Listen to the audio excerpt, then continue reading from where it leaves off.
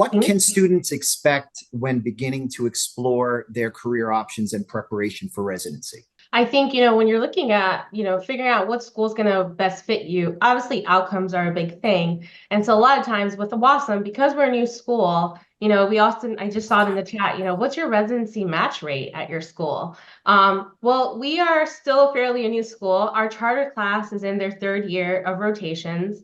And so if you're familiar with this process, the matching happens in your fourth year. So we haven't had a class yet that has went through the match process. However, as you've heard, we have leadership and the experience. We've been doing this for years and years. We've matched U.S. students back into the U.S. We've worked with Canadian students as well. So we have a lot of experience. And in terms of what I would say, being in this space and doing this for about a little bit over 10 years and working with students, we don't just want to see you match. We just want to see you match in any specialty for the sake of our outcomes. We want to see you match in your chosen specialty. You are going through this whole process, applying to medical school, trying to figure out what's going on. And some of you have had the luxury of working with pre-med advisors, and some of it's been a while since you've worked with a pre-med advisor. Maybe you're a working professional. So we don't want any of our students going through this process of how they may have felt going to and applying to medical school.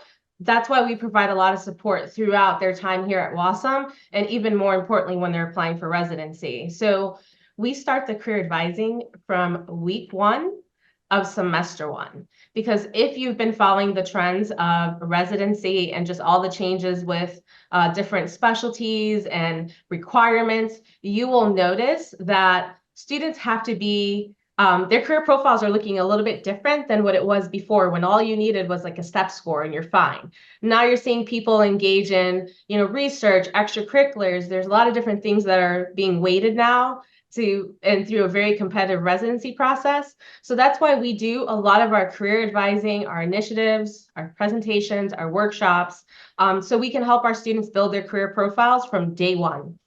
So unlike schools, and again, I've been in a lot of medical schools, and a lot of times we would start this advising like in year 3.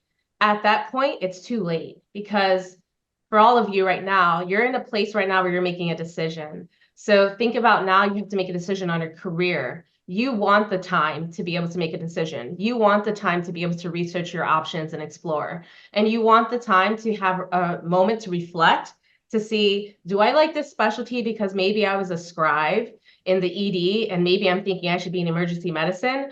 Or do I actually can see myself doing the day in and day out of emergency medicine? I like what the patient population I'm going to be dealing with. So again, choosing a specialty is a huge decision that requires a lot of time and reflection. And we start that in day 1 so our students can explore without having to make a decision right now.